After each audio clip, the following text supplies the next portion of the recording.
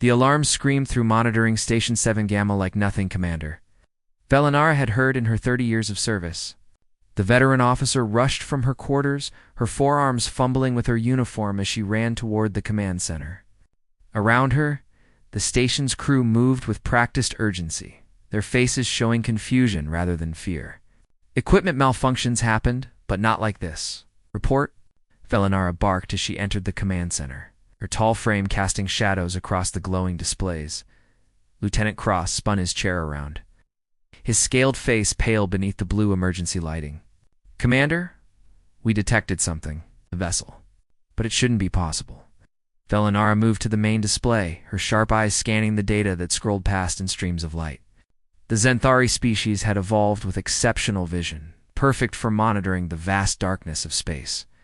What she saw now made no sense to those ancient eyes. Show me the recording, she commanded. The main screen flickered, then displayed a sensor sweep from 17 minutes earlier. A small dot appeared at the edge of their scanning range, moving through the restricted zone of the Kelvar Nebula. Velinara watched the speed calculations update in real time, and her breath caught in her throat. That speed reading must be wrong, she said, though her voice carried no conviction. Check the sensors again. We did, Commander. 3 times. Cross pulled up another display. The object was traveling at 240 times the speed of light. Our fastest Imperial warships max out at 50. The command center fell silent. Every species in the Galactic Empire knew the limits of faster-than-light travel. The physics were settled science, understood and refined over 10,000 years. The Empire's greatest minds had declared that anything beyond 60 times light speed would tear a vessel apart, ripping its atoms into scattered energy. Did we get an identification beacon? Velinara asked, already knowing the answer. Nothing, Commander. No registration codes, no transponder signal, no communication ping. It's like the ship doesn't exist in any database. Velinara straightened, her decision made. Send a full report to High Command immediately. Mark it as urgent priority. Commander, with respect, they'll think we're malfunctioning. Maybe we should run more diagnostics first? Send it now, Lieutenant. The message transmitted across the vast Imperial network, traveling through relay stations and quantum channels until it reached the gleaming capital world of Zenthar Prime. There, in an office overlooking seas of crystal towers, Admiral Keshtar read the report with growing irritation. Equipment failure, he muttered, marking the report for technical review. 7 Gamma needs a full system overhaul. But before he could file the report away, another message arrived. Then another. Then 5 more in rapid succession. Monitoring Station 12 Beta reported an identical contact. So did Station 4 Delta. In Station 29, different sectors, different regions of space, all within a 6-hour window. All describing the same impossible vessel moving at impossible speeds, appearing and vanishing like a ghost. Admiral Keshtar stood slowly, his ceremonial robes of office suddenly feeling too heavy. He had commanded fleets in the border wars, had negotiated treaties with hostile species, had faced down pirates and rogue colonies. Nothing in his long career had prepared him for this moment. Assembled the Imperial Security Council, he ordered his aide. Emergency session, immediately. Within hours, the most powerful beings in the Galactic Empire gathered in the Grand Chamber. Representatives from 70 different species filled the ancient hall, their voices echoing off walls that had stood for millennia. At the center, Admiral Keshtar projected the sensor data for all to see. This vessel operates beyond our understanding of physics, he began, his voice steady despite the chaos erupting around him.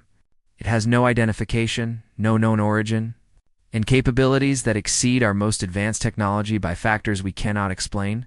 Senator Vexrin of the Valdrin Consortium rose, his 6 eyes narrowing with suspicion. Perhaps the Catharn Dominion has been developing weapons in secret, violating our treaties. Impossible, roared Ambassador Catharn, his massive form shaking with rage. We would never enough. Keshtar's command cut through the arguing voices. We have no evidence this is a weapon. We have no evidence of what it is at all. That is precisely why we are here. Dr. Reneth from the Science Directorate approached the display, her tentacles moving in patterns of deep thought. Admiral, has the vessel shown any hostile intent? None. It simply moves through our space, and disappears. We cannot track it, cannot predict it, cannot even maintain sensor lock for more than a few seconds. Could it be a natural phenomenon? Someone suggested. Perhaps a new type of cosmic event we haven't documented. Natural phenomena don't make course corrections, Kester replied, pulling up more data. This object changed direction twice during observation. It's under intelligent control. The implications settled over the chamber like a heavy blanket. For 10,000 years, the Galactic Empire had maintained absolute dominance over faster-than-light travel. Their control over this technology meant control over trade, communication, military movement, everything that held their vast civilization together. The appearance of a vessel that made their best ships look primitive threatened the very foundation of imperial power. We need to find this ship, Keshtar continued. We need to know who built it, where it comes from, and what it wants. I'm authorizing full mobilization of our deep space monitoring network. Every station, every patrol, every scanner will be searching for this phantom. As the council dissolved into urgent planning sessions, Velinara sat alone in her command center, staring at the frozen sensor image. She had ordered her team to enhance the visual as much as possible.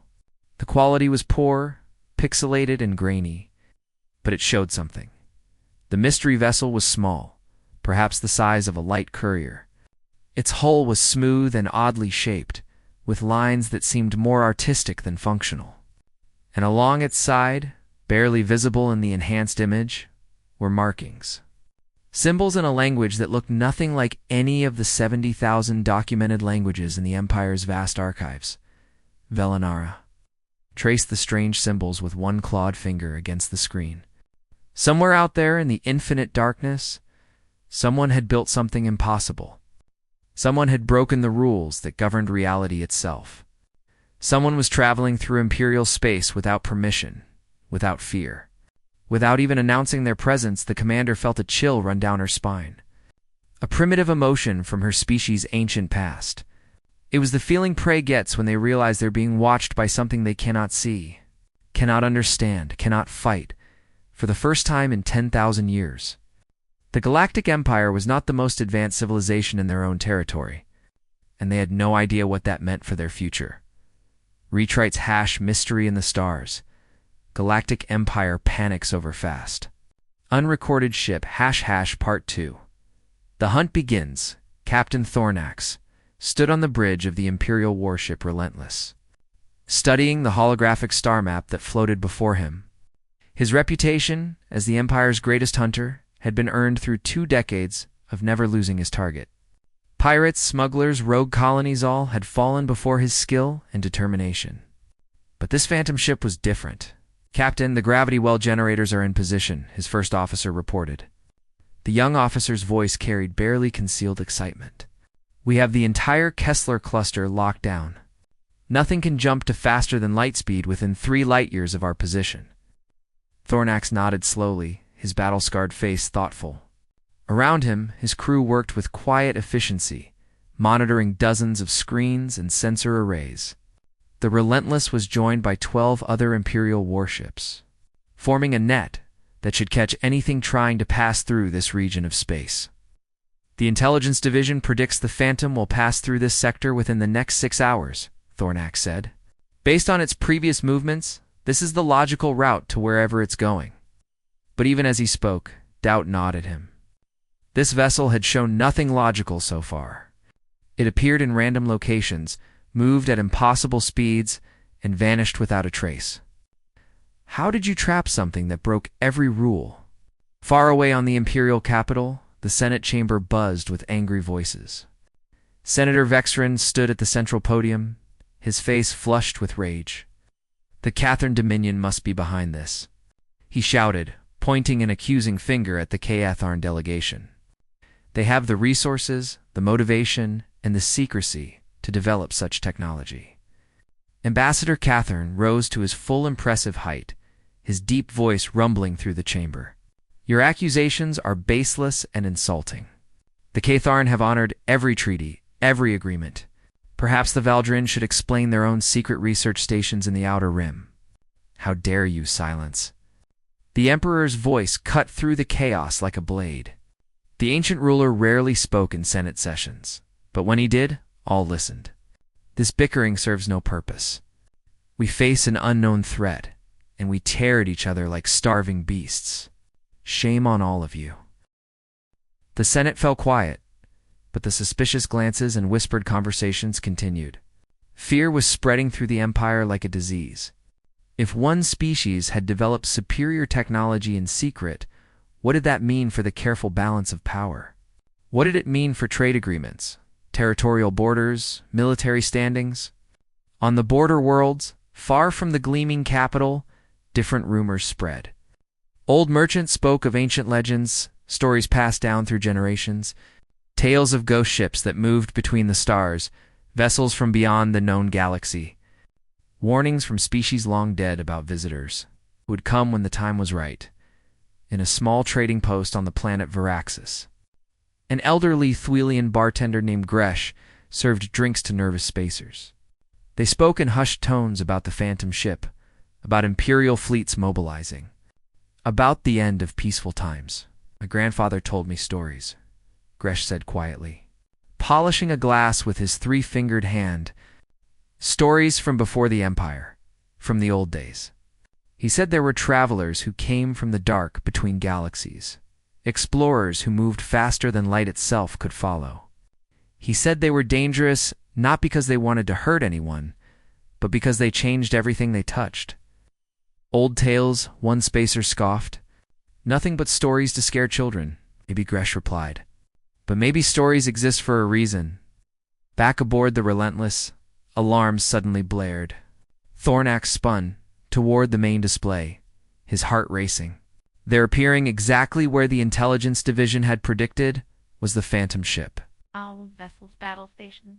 Thornax commanded. Activate gravity wells to maximum power. The trap sprung perfectly. 13 Imperial warships surrounded the small vessel, their weapons charged, their sensors locked on target. The gravity wells should have forced the ship into normal space, made it vulnerable, made it visible instead. Something impossible happened. The phantom ship continued moving at its incredible speed, completely ignoring the gravity wells that should have been holding it in place. It wasn't just fast, it was as if the normal laws of physics simply didn't apply to it. Captain, it's not slowing down, the sensor officer shouted. It's coming straight toward us. Thornax watched in frozen horror as the small vessel approached his flagship. At the last possible second, he shouted, "Evasive maneuvers. All power to shields." The phantom ship passed within 50 meters of the Relentless, moving so fast that the eye could barely track it. But in that brief moment, every camera on the bridge captured its image. And in that moment, the ship performed maneuvers that made Thornax's blood run cold. It turned 90 degrees in an instant, with no arc, no curve, just a sudden, impossible change of direction. Then it accelerated even faster, reaching speeds that should have torn any vessel into atoms. The wake of its passage ripped through the Relentless's shields like they were made of paper, sending the massive warship spinning out of control. Crew members screamed as gravity failed. As systems overloaded, as the finest warship in the Imperial fleet tumbled helplessly through space, it took precious minutes to restore control, and by then, the Phantom was gone. In those minutes of chaos, something else happened. A message came through on the standard communication frequencies, spoken in broken galactic standard, the universal language of the Empire. "Not enemy," the voice said, strange and unfamiliar. "Passing through, please do not attack. We mean no harm to you. We are explorers only. Please do not attack again." The message repeated 3 times, then stopped. Silence filled the bridge of the Relentless as the crew stared at each other in shock. The Phantom could talk. It could understand their language, at least partially. And most importantly, it had shown mercy. It could have destroyed them easily, but had chosen not to. Thornax slumped into his command chair, suddenly feeling every year of his age. He had been hunting something that wasn't prey. He had been attacking something that wasn't an enemy. And now he had no idea what to do next. "Send a message to High Command," he said quietly. "Tell them the Phantom is intelligent, potentially peaceful, and far beyond our ability to capture or control. Tell them we need a different approach. As the message traveled back to Imperial headquarters, the Phantom ship continued on its journey, moving through the galaxy with purpose and speed, leaving behind a trail of questions that would change the Empire forever. Mystery in the stars. Galactic Empire panics over fast. Unrecorded ship ## Part 3. First Contact Protocol DR. Ishvan adjusted her environmental suit nervously, her tentacles moving in patterns that revealed her anxiety. Around her, the science vessel Peaceful Dawn hummed with quiet activity. She had spent 40 years studying alien species, first contact protocols, and xenological theory. Now all that training would be put to the ultimate test. "Are you certain this is wise, Doctor?" asked her assistant, a young Xanthari named Pollux. "We know nothing about these beings. What if they're hostile?" "They could have destroyed Captain Thornax and his entire fleet," Ishvan replied calmly. "They chose not to. That tells us something important about their nature." The Peaceful Dawn floated in neutral space, far from any inhabited system. Around them, hidden beyond sensor range, waited 30 Imperial warships. Admiral Keshtar had made it clear the science team would attempt contact, but if anything went wrong, the military would respond with overwhelming force. Ishvan broadcast her message on all frequencies, speaking slowly and clearly. "Unknown vessel, we are scientists from the Galactic Empire. We come in peace. We wish only to communicate and understand. We mean you no harm." For long minutes, nothing happened. The science team waited in tense silence, watching their sensors for any sign of movement. Then, suddenly, the Phantom ship appeared. It materialized from faster-than-light travel with no warning. No energy buildup, no gravitational distortion. It was simply there, as if it had always existed in that exact spot. The science team gasped collectively at the sight. Up close, the vessel looked even stranger than the grainy sensor images had shown. It was small, perhaps 30 meters long, with a hull that seemed to shimmer with an odd metallic sheen. The design was elegant, but alien, following engineering principles that made no sense to Imperial eyes. Strange markings covered its surface in a language no database could identify. "They're responding to our hail," the communications officer announced, her voice shaking slightly. "Put it through," Ishvan commanded. A voice came through the speakers, speaking in Galactic Standard with a thick, unfamiliar accent. "Hello, science vessel. We accept meeting. We dock with you now, yes? 2 of us will come aboard. Is this acceptable?" Ishvan exchanged glances with her team. The Phantom wanted to board their vessel. It was risky, but it was also an incredible opportunity. "Yes, that is acceptable," she replied. "We welcome you aboard the Peaceful Dawn."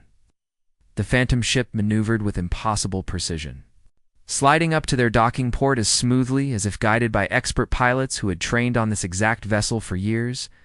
The docking clamps engaged with a soft thud that echoed through the science vessel. "They're opening the airlock," Pollux reported, checking his scanner. 2 life signs, both humanoid. Atmospheric composition breathable for most species. No weapons detected. The inner airlock door hissed open, and 2 figures stepped through. They were bipedal, roughly 2 meters tall, wearing simple environmental suits that looked almost primitive compared to Imperial technology. But when they removed their helmets, the science team saw faces that were strangely familiar, yet completely unknown. Smooth skin, bilateral symmetry, 2 eyes, 1 nose. 1 mouth, a body plan common to many species, yet somehow distinctly different. "Hello," said the taller of the 2 visitors, a male by his voice and features. "I am Chen Wei, and this is my colleague, Sophia Kowalski. We are explorers from a species called humans. We come from a place very far from here." The shorter visitor, Sophia, smiled broadly, showing white teeth in what the Imperial species recognized as a friendly expression. "We are so excited to meet you. We had no idea there was such a large civilization in this region of space. This is amazing." Dr. Ishvan stepped forward, trying to maintain her professional composure despite her racing thoughts. "Welcome aboard, Chen Wei and Sophia Kowalski. I am Dr. Ishvan, chief xenologist of the Galactic Empire. We have many questions, of course. Of course, Chen said enthusiastically. We have questions too. So many questions. Your empire spans how many star systems? How many species? How old is your civilization? We detected 70 different languages in your broadcasts. The enthusiasm was infectious and disarming. These humans didn't act like advanced warriors or mysterious aliens. They acted like excited scientists who had stumbled onto an incredible discovery. Sophia pulled out a small device and began taking readings, muttering in another language that sounded nothing like Galactic Standard. Please, Ishvan said, gesturing to a conference room. Let us talk more comfortably. We have much to discuss. Over the next hours, an incredible story emerged. The humans explained that they came from a planet called Earth, located in a distant spiral arm of the galaxy that Imperial scouts had never reached. Their species had only developed faster than light. Traveled 300 years ago, a blink of an eye compared to the Empire's 10,000-year history. Our vessel is called the Wanderer, Chen explained, pulling up holographic images from his portable device. It's an experimental explorer ship. Sophia and I volunteered for a 20-year mission to map unknown space and search for other civilizations. Just two of you? Pollux asked in disbelief. For 20 years? With no support fleet? Sophia laughed, a pleasant sound that echoed through the conference room. We have automated systems, repair drones, and enough supplies. It's actually quite comfortable. We've been traveling for 6 years now. You're the first advanced civilization we've encountered. Dr. Ishvan struggled to process this information. Your ship travels at speeds we thought were impossible. How? Chen's face grew animated as he launched into an explanation. Oh, it's based on quantum tunneling principles combined with controlled singularity manipulation. Basically, we create a temporary bubble in space-time that he stopped, noticing the blank stares around the table. Maybe I should simplify. We fold space, slip through the fold, and unfold on the other side. The speed depends on how tightly we can fold and how quickly we can slip through. In theory, there's no maximum speed limit, though in practice we haven't tested beyond 300 times light speed. The Imperial scientists sat in stunned silence. Chen had just described concepts that their greatest theoretical physicists considered impossible fantasy, and he spoke about it as casually as someone might describe how to boil water. This technology, Ishvan said carefully, must be your most advanced achievement. Your greatest secret. Secret? Sophia looked confused. No, it's just basic jump drive technology. Our children learn the principles in school. Well, the simplified version anyway. The real mathematics takes years of study, but the concept is pretty straightforward once you understand quantum mechanics. Basic technology. Children learned it in school. The words hung in the air like a death sentence. If this was basic human technology, what their explorers used for simple science missions, what did their advanced technology look like? Did their military use? What could their civilization do when it focused its full attention on a problem? Dr. Ishvan felt a chill run through her body as she realized the truth. The Galactic Empire, with its 70,000 species and 10,000 years of history, had just met a civilization that operated on an entirely different level. The humans weren't more advanced because they were older or wiser. They were advanced because they thought differently, approached problems differently, and were willing to test ideas that the Empire considered too dangerous or impossible. And they had no idea how much they had just changed the galaxy forever. Tell me, Ishvan asked quietly, how many humans are there? How large is your civilization? Chen and Sophia exchanged glances. Then Sophia answered with her bright smile. About 90 billion on Earth and the colony worlds. Why do you ask? 90 billion beings, all potentially capable of this level of innovation. Dr. Ishvan closed her eyes briefly, imagining the report she would have to write for Admiral Keshtar. The galaxy had just become a much more interesting, much more dangerous place. Hash mystery in the stars. Galactic Empire panics over fast. Unrecorded ship, ## Part 4. Secrets revealed, the Imperial science. Directorate had never experienced anything like the chaos that filled its halls now. Hundreds of researchers crowded around holographic displays arguing in dozens of languages, their voices creating a symphony of confused excitement. At the center of it all stood Dr. Ishvan, watching as her colleagues tried to make sense of the data the humans had freely shared. "It's elegant but insane," muttered Dr. Reneth, her tentacles moving in patterns of deep confusion. "They create artificial singularities inside their own ships.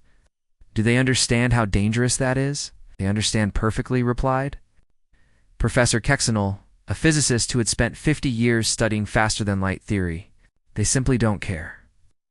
Look at their safety protocols. They accept a 5% chance of catastrophic failure on every jump.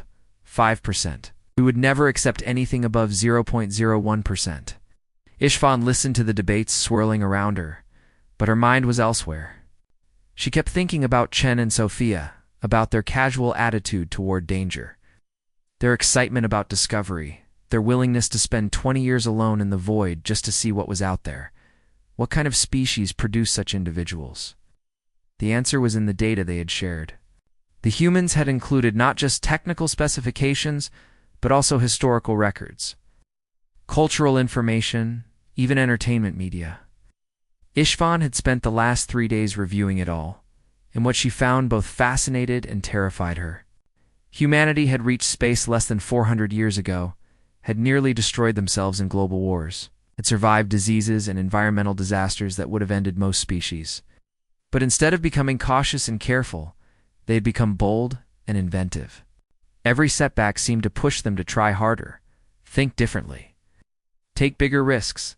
Their technology reflected this mindset, while the Galactic Empire had spent millennia refining and perfecting safe, reliable systems. Humans had taken a different path. They invented, experimented, failed, and tried again. Their engineering was often crude by imperial standards, held together with improvised solutions and creative thinking, but it worked, and sometimes it worked better than anything the Empire had created. Dr. Ishvan, a young researcher, called out, "You need to see this.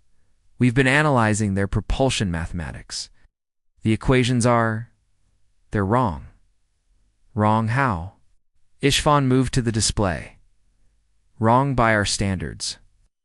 They use approximations where we use precise calculations. They ignore variables we consider essential. They simplify complex factors that require detailed modeling.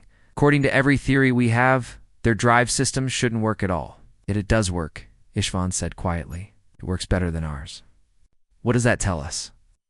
The young researcher stared at the equations, understanding dawning in his eyes. "It tells us that maybe our theories are wrong or incomplete, or that there are multiple paths to the same goal, and we've been following only one path for 10,000 years. Across the city, in the grand halls of Imperial Command, Admiral Keshtar faced a different kind of crisis. The military intelligence report on his desk painted a disturbing picture of human capabilities, or rather, the lack of understanding of those capabilities. "We have no idea what their military can do," General Vaskrin reported, his voice heavy with concern. "The Wanderer is an unarmed science vessel with a crew of 2. It has no weapons beyond basic asteroid deflectors, yet it outperforms our finest warships by factors we can't even calculate." "What do their military vessels look like?" Keshtar asked. "We don't know." The humans mentioned having a defense fleet, but they provided no specifications. They said it wasn't relevant to peaceful contact. Keshtar stood and walked to the massive window overlooking the capital city. Millions of beings moved through the streets below, going about their lives completely unaware that their entire civilization had just become obsolete. "What is your recommendation, General?" "We have 3 options, Admiral. First, immediate alliance.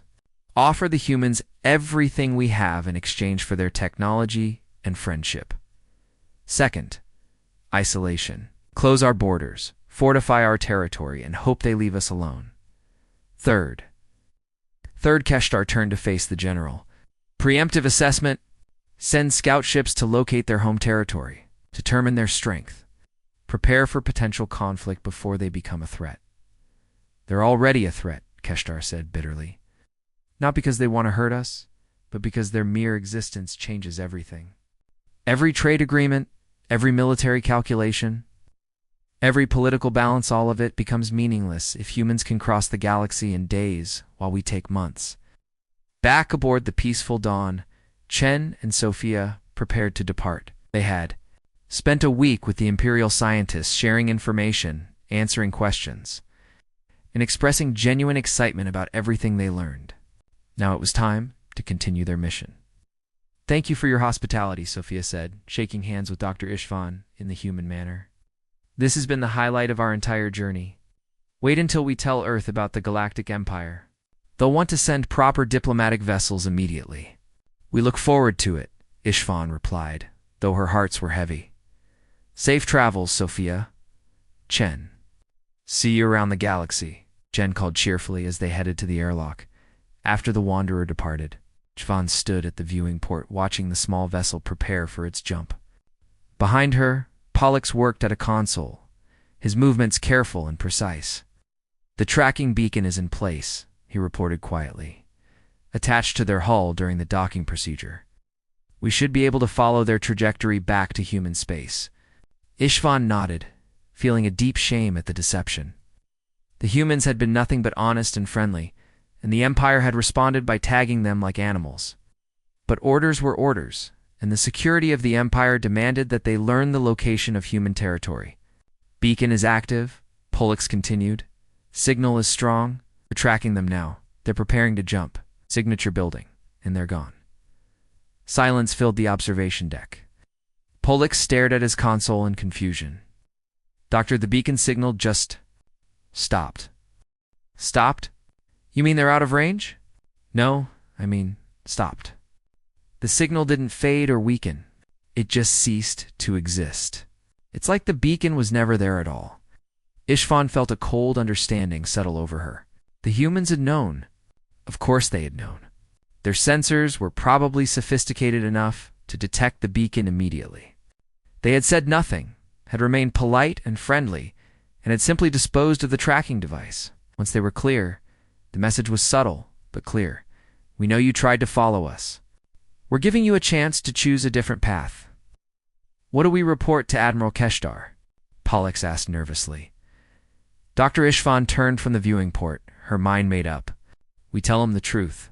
We tell him that the humans are smarter than we thought, more capable than we feared, and more forgiving than we deserve. And we tell him that if the Empire has any wisdom left, we'll treat them as honored friends rather than potential enemies. If the Empire chooses differently..." Ishvan didn't answer. She didn't need to. They both knew that making an enemy of humanity would be the last mistake the Galactic Empire ever made. Out in the vast darkness of space, the Wanderer continued on its journey. Its crew excited about their discovery and completely unaware that they had just rewritten the future of galactic civilization. Mystery in the stars. Galactic Empire panics over fast. Unrecorded ship ## Part 5.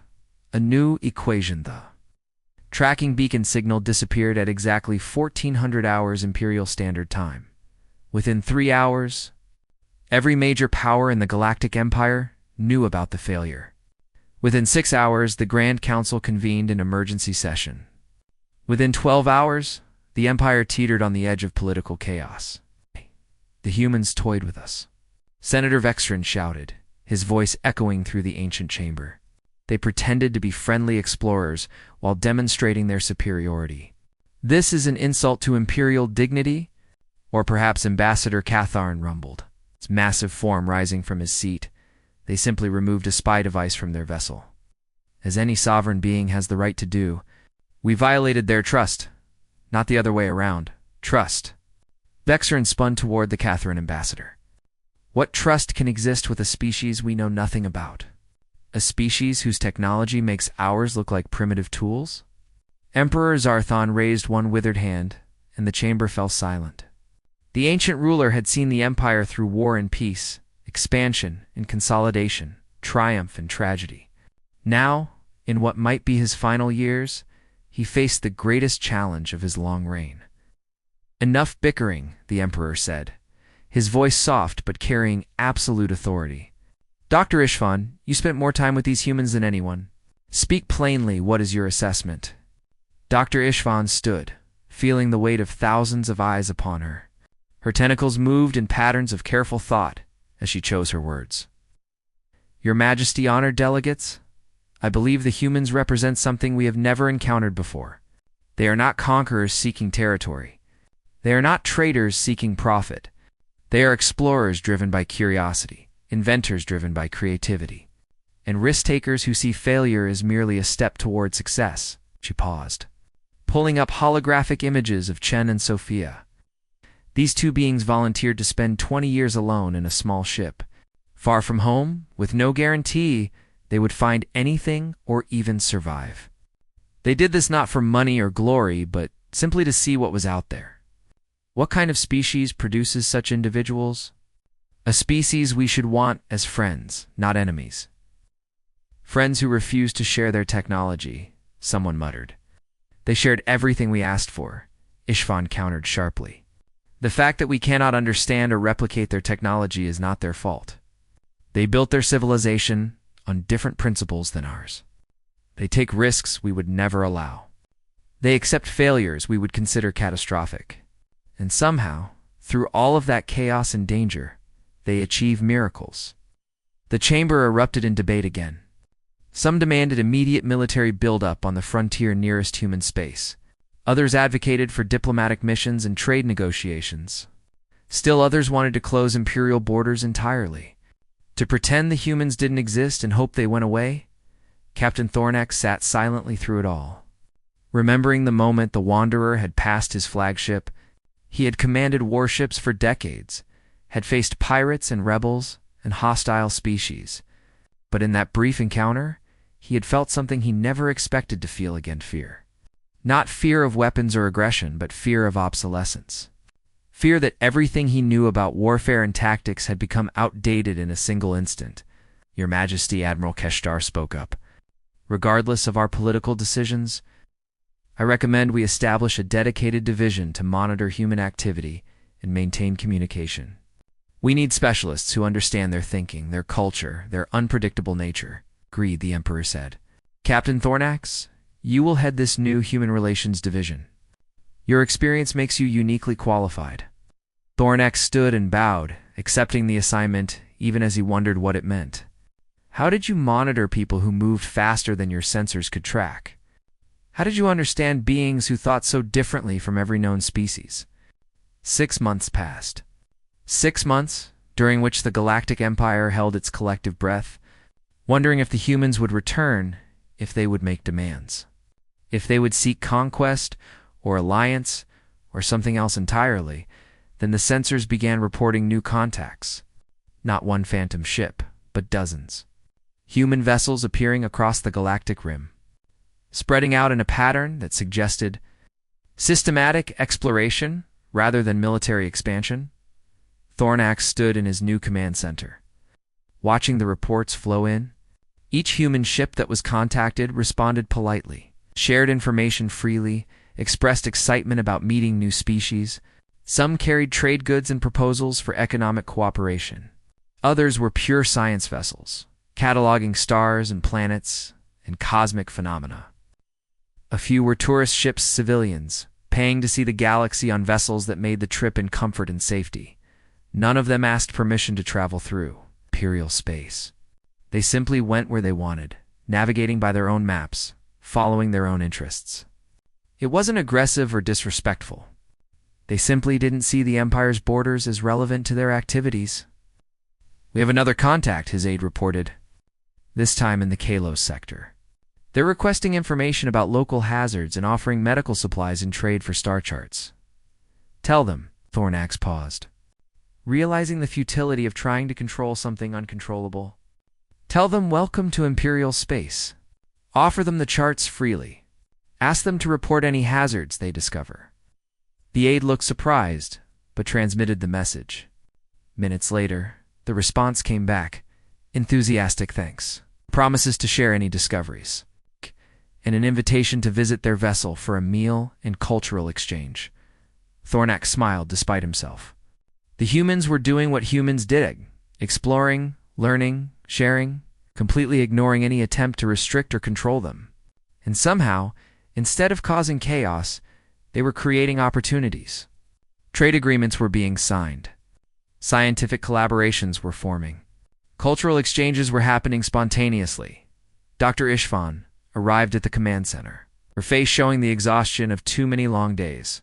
She had become the Empire's leading expert on humanity, advising everyone from merchants to military officers on how to interact with these strange, unpredictable beings. "I have my final report for the Emperor," she said, holding up a data crystal. 6 months of observation, analysis, and projection. "What's your conclusion?" Thornax asked. "That the Empire as we knew it has ended," Ishvan said simply. "Not through conquest or war, but through obsolescence. Humans don't care about our political structures, our territorial claims, or our careful balance of power. They're going to explore where they want, trade with whom they want, and live by their own rules. And there's nothing we can do to stop them." It sounds like a disaster, or an opportunity. Ishvan moved to the display showing human vessel movements. "Look at the pattern. They're not consolidating territory. They're spreading out, making contact with everyone, creating connections. Some of our border worlds have seen more trade in the last 6 months than in the previous decade. Scientific stations are reporting discoveries made possible by human collaboration. Even the military is learning from their tactical innovations." Thornax studied the display, seeing what she meant. The humans were like a catalyst, changing everything they touched, but not through force. They changed things simply by being themselves curious, inventive, bold, and impossibly optimistic. "The Emperor asked me to predict what happens next," Ishvan continued. "I told him I have no idea. Humans are unpredictable by nature. They might become our greatest allies or our most frustrating neighbors. They might revolutionize our technology or ignore us completely. The only certainty is that the galaxy will never be the same." Far out in the void, the Wanderer continued its mission, its crew still unaware of the chaos they had left in their wake. Chen and Sophia had moved on to new sectors, new discoveries, new wonders to catalog and explore. They had already forgotten about the Galactic Empire, focusing instead on a strange nebula they wanted to investigate and a binary star system that showed unusual radiation signatures to them. Meeting the Empire had been exciting, but was just one event in their long journey. Idea they had fundamentally altered the balance of galactic power. They had no idea that entire political systems were being restructured in response to their existence. They had no idea that their simple desire to explore had changed the destiny of billions. They were just two humans, doing what humans did best, pushing boundaries, taking risks, and boldly going where they had never gone before. And behind them, across the great expanse of space, millions of Imperial citizens looked up at the stars and wondered what other impossible things might be waiting out there in the darkness. The age of human exploration had begun, and nothing would ever be the same again.